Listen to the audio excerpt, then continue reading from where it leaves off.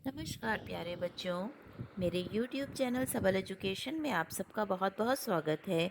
आज की कक्षा में हम कक्षा 11 हिंदी ऐच्छिक की पाठ्य पुस्तक अंतरा भाग 1 के गद्य खंड का पाठ उसकी माँ पढ़ने जा रहे हैं। इस पाठ के लेखक पांडे बेचन शर्मा उग्र जी हैं और उन्होंने अपनी इस कहानी में आज़ादी के समय का वर्णन किया है कि किस तरह से कुछ उत्साही युवक अपनी भारत माता को आज़ाद करवाने की कोशिश में लगे हुए हैं और किस तरह से उनकी माँ अपने बच्चों का सहयोग कर रही है। बहुत ही मार्मिक और भावपूर्ण कहानी है। आइए इसे पढ़ते हैं। शीर्षक है उसकी माँ। दोपहर को ज़रा आराम करके उठा था। अपने पढ़ने लिखने के कमरे में खड़ा खड़ा बड़ी अलमारियों में सजे पुस्तकालय की ओर निहार रहा था। किसी महान लेखक की कोई कृति उनमें से निकाल कर देखने की बात सोच रहा था, मगर पुस्तकालय के एक सिरे से लेकर दूसरे सिरे तक मुझे महान ही महान नजर आए। ये बेटा लेखक जो है वो कह रहा है, कहीं गेटे, कहीं रूसो, कहीं मेजिनी, कहीं नीत्शे, कहीं शेक्सपियर, कहीं टालस्टॉय, कहीं हुगो, कहीं मोपांसा, कहीं डिंकेस, स्पेनर, मैकाले, मिल्टर, मिलेनियर, उफ। इधर से उधर तक एक से एक महान ही तो थे। आखिर मैं किसके साथ चंद मिनट मन बहलाव करूं, यह निश्चय ही न हो सका। महानों के नाम ही पढ़ते पढ़ते परेशान सा हो गया। इतने में मोटर की पोंपो सुनाई पड़ी। खिड़की से झांका तो सुरमई रंग की कोई फिएट गाड़ी दिखाई पड़ी। मैं सोचने लगा शायद कोई मित्र पधारे हैं। अच्छा ही है, महानों से जान बची। जब नौकर ने सलाम करके आने वाले का कार्ड दिखाया तो मैं कुछ घबराया। उस पर शहर के पुलिस सुपरिटेंडेंट का नाम छपा था। ऐसे बेवक्त ये कैसे आए? पुलिस पति भीतर आए। मैंने हाथ मिलाकर चक्कर खाने वाली एक गद्दीदार कुर्सी पर उन्हें आसन दिया। वे व्यापारिक मुस्कुराहट से लैस होकर बोले, इस अचानक आगमन के लिए आप मुझे क्षमा करें। आज्ञा हो, मैंने भी नम्रता से कहा। उन्होंने पॉकेट से डायरी निकाली, डायरी से एक तस्वीर। बोले, देखिए इसे जरा बताइए तो, आप पहचानते हैं इसको? हाँ, पहचानता तो हूँ, जरा सहमते हुए मैंने बताया। इसके बारे में मुझे मुझे आपसे कुछ पूछना है। पूछिए, इसका नाम क्या है? लाल। मैं इसी नाम से बचपन से ही इसे पुकारता आ रहा था, मगर यह पुकारने का नाम है। एक नाम और भी है, सो मुझे स्मरण नहीं। कहाँ रहता है यह? सुपरिटेंडेंट ने मेरी ओर देखकर पूछा। मेरे बंगले के ठीक सामने एक 2 मंजिला कच्चा पक्का घर है, उसी में वह रहता है। वह है और उसकी बूढ़ी माँ। बूढ़ी का नाम क्या है? जानकी। और कोई नहीं है क्या इसके परिवार में? दोनों का पालन पोषण कौन करता है? 7-8 वर्ष हुए लाल के पिता का देहांत हो गया। अब उस परिवार में वह और उसकी माता ही बचे हैं। उसका पिता जब तक जीवित रहा बराबर मेरी जिम्मेदारी का मुख्य मैनेजर रहा। उसका नाम रामनाथ था। वही मेरे पास कुछ हजार रुपए जमा कर गया था, जिससे अब तक उनका खर्चा चल रहा है। लड़का कॉलेज में पढ़ रहा है। जानकी को आशा है वह 1-2 साल बाद कमाने और परिवार को संभालने लगेगा। मगर क्षमा कीजिए, क्या मैं ये पूछ सकता हूँ कि आप इसके बारे में इतनी पूछताछ क्यों कर रहे हैं? यह तो मैं आपको नहीं बता सकता, मगर इतना आप अवश्य समझ लें, यह सरकारी काम है, इसलिए आज मैंने आपको इतनी तकलीफ दी है। अजी, इसमें तकलीफ की क्या बात है? हम तो 7 पुश्त से सरकार के फर्माबदार हैं। और कुछ आज्ञा? एक बात और, पुलिस पति ने गंभीरता पूर्वक धीरे से कहा, मैं मित्रता से आपसे निवेदन करता हूँ, आप इस परिवार से जरा सावधान और दूर रहें। फिलहाल इससे अधिक मुझे कुछ नहीं कहना। लाल की माँ, एक दिन जानकी को बुलाकर मैंने समझाया, तुम्हारा लाल आजकल क्या पाजीपन करता है? तुम उसे केवल प्यार ही करती हो ना? भोगोगी। क्या है बाबू? उसने कहा। लाल क्या करता है? मैं तो उसे कोई बुरा काम करते नहीं देखती। बिना किए ही सरकार किसी के पीछे पड़ती है। हाँ लाल की माँ, बड़ी धर्मात्मा, विवेकी और न्यायी सरकार है यह। जरूर तुम्हारा लाल कुछ करता होगा। माँ माँ पुकारता हुआ उसी समय लाल भी आया। लंबा, सुडौल, सुंदर, तेजस्वी।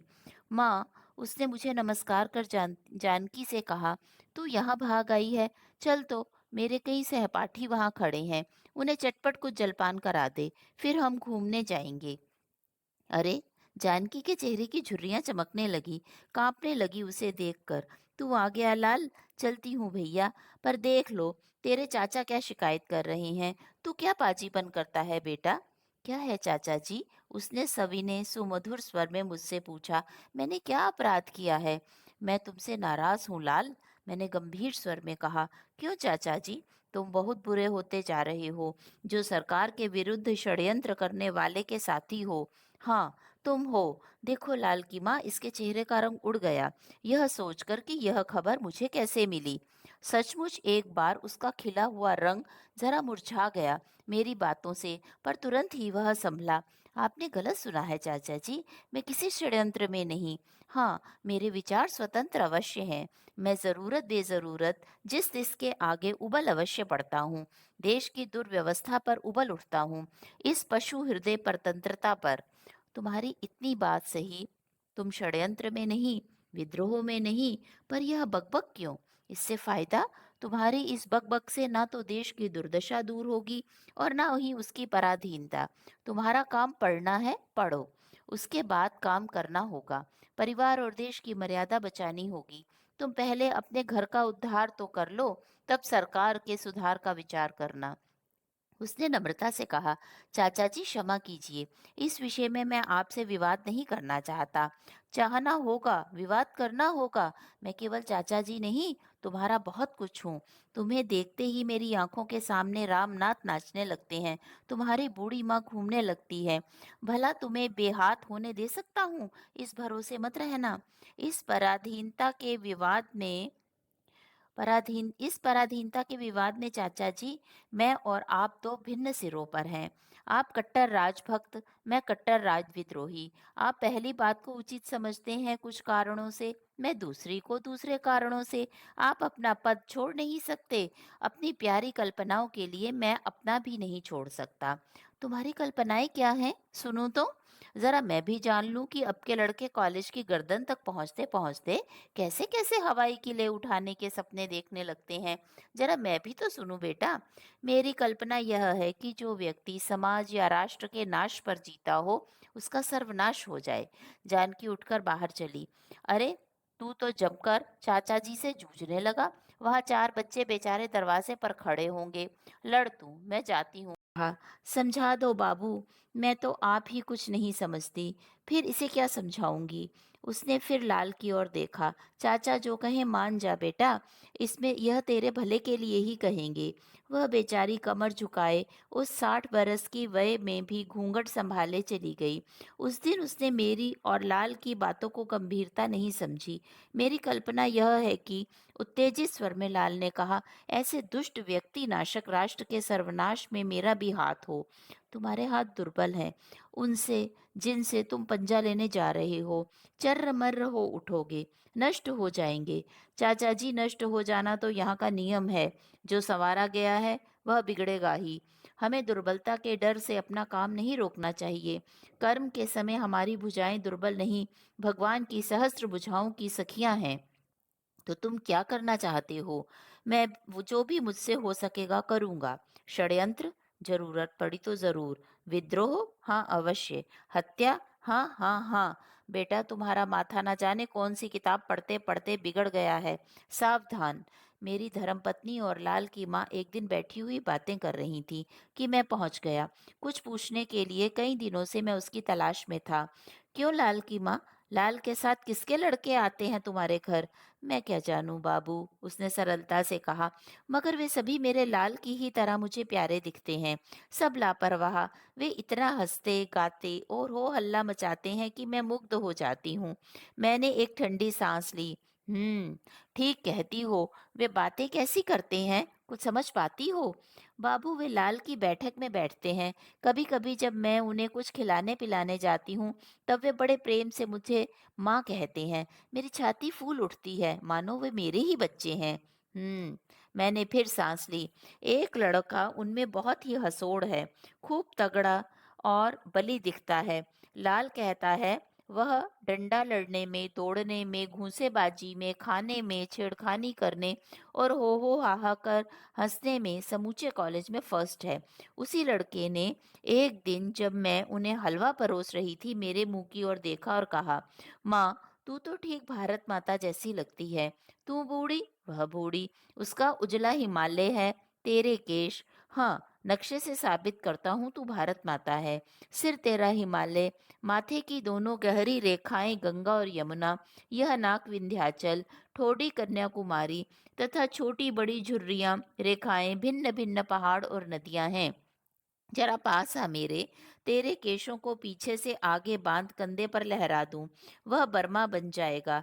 बिना उसके भारत माता का श्रृंगार शुद्ध न होगा। जानकी उस लड़के की बातें सोच गदगद हो उठी।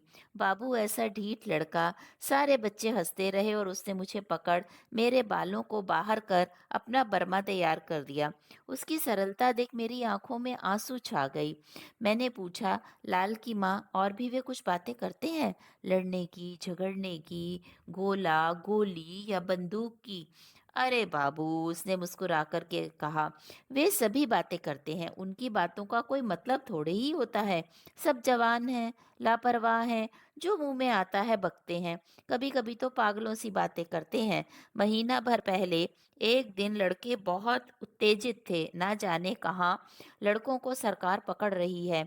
मालूम नहीं पकड़ती भी है या यूं ही गप्पा हाँकते हैं, मगर उस दिन वे यही बक रहे थे। पुलिस वाले केवल संदेह पर भले आदमियों के बच्चों को त्रास देते हैं, मारते हैं, सताते हैं। यह अत्याचारी पुलिस की नीचता है। ऐसी नीच शासन प्रणाली को स्वीकार करना अपने धर्म को, कर्म को, आत्मा को, परमात्मा को भुलाना है। धीरे धीरे घुलाना मिटाना है। एक ने उत्तेजित भाव से कहा, अजी, ये परदेसी कौन लगते हैं हमारे, जो बरबस राजभक्ति बनाए रखने के लिए हमारी छाती पर तोप का मुंह लगाए अड़े और खड़े हैं। उफ, इस देश के लोगों के हिये की आंखें मूंद गई हैं। तभी तो इतने जुल्मों पर भी आदमी आदमी से डरता है। ये लोग शरीर की रक्षा के लिए अपनी अपनी आत्मा की चिंता सवारते फिरते हैं। नाश हो इस परतंत्रवाद का।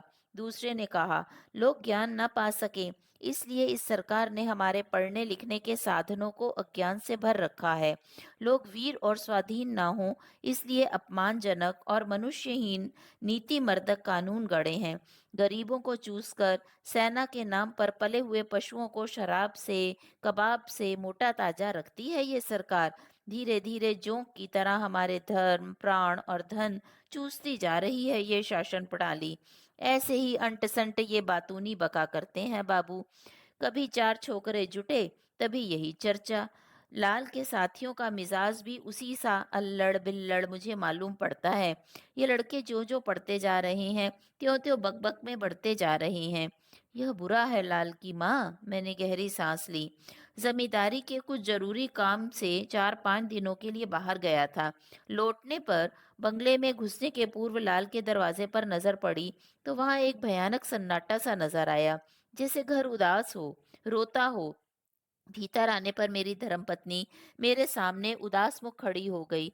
तुमने सुना? नहीं तो कौन सी बात? लाल की माँ पर भयानक विपत्ति टूट पड़ी है। मैं कुछ कुछ समझ गया, फिर भी विस्तृत विवरण विवरण जानने को उत्सुक हुआ। क्या हुआ, जरा साफ साफ बताओ। वही हुआ जिसका तुम्हें भय था। कल पुलिस की एक पलटन ने लाल का घर घेर लिया। 12 घंटे तक तलाशी हुई। लाल, उसके 12-15 साथी सभी पकड़ लिए गए। सबके घरों से भयानक भयानक चीजें निकली हैं। लाल के यहाँ, उसके यहाँ भी 2 पिस्तौल, बहुत से कारतूस और पत्र पाए गए हैं। सुना है उन पर हत्या, षड्यंत्र, सरकारी राज्य पलटने की चेष्टा आदि अपराध लगाए गए हैं। मैंने ठंडी सांस ली। मैं तो महीनों से चिल्ला रहा था कि वह लोंडा धोखा देगा। अब यह बूढ़ी बेचारी मरी। वह कहाँ है? तलाशी के बाद तुम्हारे पास आई थी? जानकी मेरे पास कहाँ आई? बुलवाने पर भी कल नकार गई। नौकर से कहलाया पराठे बना रही हूँ। हलवा तरकारी अभी बनाना है, नहीं तो वे बिल्लड़ बच्चे हवालात में मुरझा ना जाएंगे। जेल वाले और उत्साही बच्चों की दुश्मन यह सरकार उन्हें भूखों मार डालेगी। मगर मेरे जीते जी यह नहीं होने का। वह पागल है, भोगेगी। मैं दुख से टूटकर चारपाई पे गिर पड़ा। मुझे लाल के कर्मों पर घोर खेद हुआ। इसके बाद प्राय 1 वर्ष तक वह मुकदमा चला। कोई भी अदालत के कागज उलट-पलट कर देख सकता है। सीआईडी ने और उनके प्रमुख सरकारी वकील ने उन लड़कों पर बड़े-बड़े दोषारोपण किए। उन्होंने चारों ओर गुप्त समितियां कायम की थीं, खर्चे और प्रचार के लिए डाके डाले थे। सरकारी अधिकारियों के यहाँ रात में छापा मारकर शस्त्र एकत्र किए थे। उन्होंने ना जाने किस पुलिस के दरोगा को मारा था और ना जाने कहाँ, न जाने किस पुलिस सुपरिटेंडेंट को। ये सभी बातें सरकार की ओर से प्रमाणित की गईं। उधर उन लड़कों की पीठ पर कौन था? प्राय कोई नहीं। सरकार के डर के मारे पहले तो कोई वकील ही उन्हें नहीं मिल रहा था, फिर बेचारा एक मिला भी तो नहीं का भाई। हाँ, उनकी पैरवी में सबसे अधिक परेशान वह बूढ़ी रहा करती। वह लोटा, थाली, जेवर आदि बेच-बेच कर सुबह-शाम उन बच्चों को भोजन पहुंचाती, फिर वकीलों के यहाँ जाकर दांत निपोड़ती, गिड़गिड़ाती, कहती, सब झूठ है। न जाने कहाँ से पुलिस वालों ने ऐसी-ऐसी चीज़ें हमारे घरों में पैदा कर दी। वे लड़के केवल बातूनी हैं। हाँ, मैं भगवान का चरण छूकर कह सकती हूँ, तुम जेल में जाकर देख लो वकील बाबू, भला फूल से बच्चे हत्या कर सकते हैं? उसका तन सूखकर कांटा हो गया, कमर झुककर धनुष सी हो गई, आंखें निस्तेज, मगर उन बच्चों के लिए दौड़ना, हाय हाय करना उसने बंद ना किया। कभी कभी सरकारी नौकर, पुलिस या वार्डन झुंझलाकर उसे झुड़क देते, धकिया देते। उसको अंत तक यह विश्वास रहा कि यह सब पुलिस की चालबाजी है। अदालत में जब दूध का दूध, पानी का पानी किया जाएगा, तब वे बच्चे जरूर बेदाग छूट जाएंगे। वे फिर उसके घर में लाल के साथ आएंगे, उसे माँ कहकर पुकारेंगे। मगर उस दिन उसकी कमर टूट गई जिस दिन ऊंची अदालत ने भी लाल को, उस बगड़ लठैत को तथा 2 और लड़कों को फांसी और 10 को 10 वर्ष की, 7 वर्ष की कड़ी सजाएं सुना दी। वह अदालत के बाहर झुकी खड़ी रही। बच्चे बेड़ियां बजाते मस्ती से झूमते बाहर आए। सबसे पहले उस बड़ंग की नजर उस पर पड़ी। माँ, वह मुस्कुराया, अरे हमें तो हलवा खिला खिलाकर तूने गधे सा तगड़ा कर दिया, ऐसा कि फांसी की रस्सी टूट जाए और हम अमर के अमर बने रहें। मगर तू स्वयं सूखकर कांटा हो गई है। क्यों पगली, तेरे लिए घर में खाना नहीं है क्या? माँ, उसने उसके लाल ने कहा, तू भी जल्द वहीं आना जहाँ हम लोग जा रहे हैं। यहाँ से थोड़ी ही दूर का रास्ता है माँ, एक सांस में पहुँचेगी। वहीं हम स्वतंत्रता से मिलेंगे, तेरी गोद में खेलेंगे, तुझे कंधे पर उठाकर इधर से उधर दौड़ते फिरेंगे। समझती है, वहाँ बड़ा आनंद है। आएगी ना माँ? बड़ंग ने कहा। आएगी ना माँ? लाल ने पूछा। आएगी ना माँ? फांसी दंड प्राप्त 2 दूसरे लड़कों ने भी कहा, और वह टुकुर-टुकुर उनका मुँह ताकती रही। तुम कहाँ जाओगे पगलों? जब से लाल और उसके साथी पकड़े गए, तब से शहर या मोहल्ले का कोई भी आदमी लाल की माँ से मिलने से डरता था। उसे रास्ते में देखकर जाने पहचाने बगले झांकने लगते। मेरा स्वयं अपार प्रेम था उस बूढ़ी पर, मगर मैं भी बराबर दूर ही रहा। कौन अपनी गर्दन मुसीबत में डालता, विद्रोही की माँ से संबंध रख कर। उस दिन ब्यालू करने के बाद कुछ देर के लिए पुस्तकालय वाले कमरे में गया, किसी महान लेखक की कोई कृति क्षण भर देखने के लालच से। मैंने मेज़िनी की एक जिल्द निकालकर उसे खोला। पहले ही पन्ने पर पेंसिल की लिखावट देखकर चौंका। ध्यान देने पर पता चला वे लाल के हस्ताक्षर थे। मुझे याद पड़ गई। 3 वर्ष पूर्व उस पुस्तक को मुझसे मांग कर उस लड़के ने पढ़ा था। एक बार मेरे मन में बड़ा मोह उत्पन्न हुआ उस लड़के के लिए। उसके पिता रामनाथ की दिव्य और स्वर्गीय तस्वीर मेरी आंखों के आगे नाच गई। लाल की माँ पर उसके सिद्धांतों, विचारों या आचरणों के कारण जो वज्रपात हुआ था, उसकी एक ठेस मुझे भी उसके हस्ताक्षर को देखते ही लगी। मेरे मुंह से एक गंभीर, लाचार, दुर्बल सांस निकल कर रह गई। पर दूसरे ही क्षण पुलिस सुपरिटेंडेंट का ध्यान आया। उसकी भूरी, डरावनी, अमानवीय आंखें मेरी "आप सुखी तो जग सुखी" आंखों में वैसी ही चमक गई जैसी उजड़ गांव के सिवान में कभी कभी बूत ही चिंगारी चमक जाया करती है। उसके रूखे फौलादी हाथ, जिनमें लाल की तस्वीर थी, मानो मेरी गर्दन चापने लगे। मैं मेज पर से रबड़ उठाकर उस पुस्तक पर से उसका नाम उधेड़ने लगा। उसी समय मेरी पत्नी के साथ लाल की माँ वहां आई। उसके हाथ में एक पत्र था। अरे, मैं अपने को रोक न सका। लाल की माँ, तुम तो बिल्कुल पीली पड़ गई हो। तुम इस तरह मेरी ओर निहारती हो मानो कुछ देखती ही नहीं हो। यह हाथ में क्या है? उसने चुपचाप पत्र मेरे हाथ में दे दिया। मैंने देखा, उस पर जेल की मोहर थी। सजा सुनाने के बाद वही भेज दिया गया था, यह मुझे मालूम था। मैं पत्र निकालकर पढ़ने लगा। यह उसकी अंतिम चिट्ठी थी। मैंने कलेजा रूखा कर उसे जोर से पढ़ा। माँ, जिस दिन तुम्हें यह पत्र मिलेगा, उसके सवेरे मैं बाल अरुण के किरण रथ पर चढ़कर उस ओर चला जाऊंगा। मैं चाहता तो अंत समय तुमसे मिल सकता था, मगर इससे क्या फायदा? मुझे विश्वास है तुम मेरी जन्म जन्मांतर तक जननी ही रहोगी। मैं तुमसे दूर कहाँ जा सकता हूँ माँ। इस समय पवन सांस लेता है, सूर्य चमकता है, समुद्र लहराता है, तब तक कौन मुझे तुम्हारी करुणामयी गोद से दूर खींच सकता है? दिवाकर थम रहेगा, अरुण रथ लिए जमा रहेगा, मैं बंगड़ वहीं, सभी तेरा इंतजार करेंगे। हम मिले हैं, मिलेंगे, मिलेंगे। हाँ माँ, तेरा लाल। कांपते हाथ से पढ़ने के बाद पत्र को मैंने उस भयानक लिफाफे में भर दिया।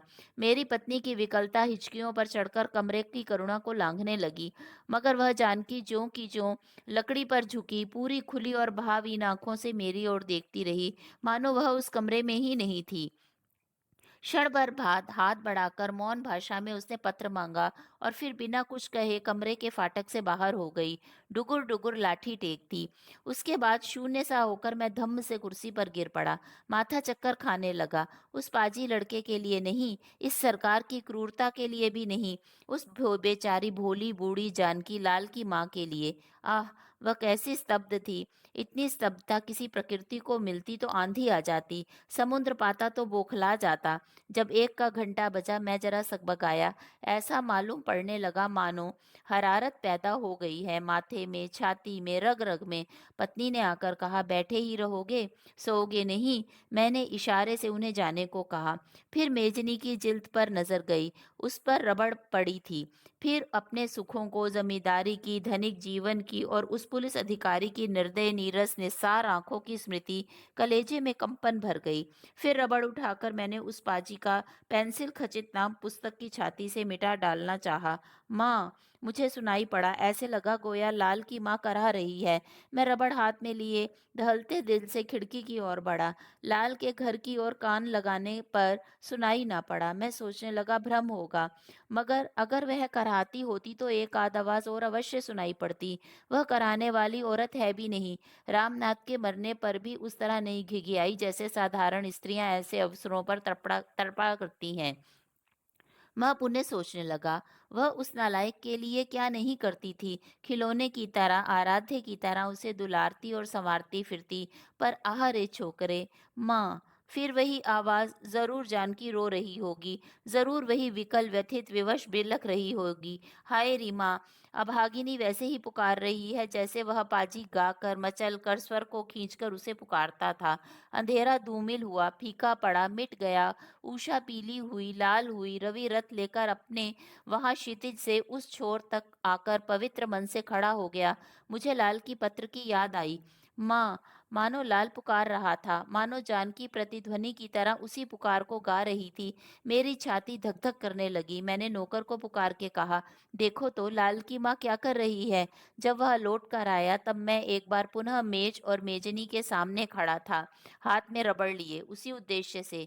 उसने घबराए हुए स्वर में कहा, हजूर, उनकी तो अजीब हालत है। घर में ताला पड़ा है और वो दरवाजे पर पांव पसारे, हाथ में कोई चिट्ठी लिए, मुंह खोल मरी बैठी हैं। हाँ सरकार, विश्वास कीजिए, वे मर गई हैं, सांस बंद है, आंखें खुली हैं। तो बेटा, ये एक उस माँ की कहानी है जिसका एकमात्र पुत्र, जिसका नाम लाल था, वह अपने साथियों के साथ अपनी भारत माता को आज़ाद करवाना चाहता था, अंग्रेज़ों की गुलामी से आज़ादी दिलवाना चाहता था। लेकिन अंग्रेज़ किसी भी भारतीय युवक पर शक होने पर ही उसे फांसी की सज़ा दे देते थे, उसे जेल में बंद कर देते थे। और उस समय हमारे देश में जानकी जैसी ना जाने कितनी माताएं थीं जिन्होंने अपने बेटों को खोया। शहीद भगत सिंह का नाम आप सब जानते हैं, वो भी एक ऐसे ही युवक थे, लाल के समान ही। इसके अलावा राजगुरु और भी खुदीराम बोस और भी बहुत सारे ऐसे युवक थे जो आज़ादी की लड़ाई लड़े और हंसते हंसते उन्होंने भारतवर्ष को आज़ाद करवाने के लिए अपने प्राणों को न्यौछावर किया। तो आशा है ये पाठ आपको समझ में आया होगा। अगले वीडियो में मैं इसी पाठ के प्रश्न उत्तर आपको समझाऊंगी। मेरे साथ बने रहिए, चैनल को सब्सक्राइब कीजिए, बेल आइकॉन को प्रेस कीजिए, जिससे कि मेरे आने वाले सभी वीडियो की नोटिफिकेशन आपको मिलती रहे। धन्यवाद।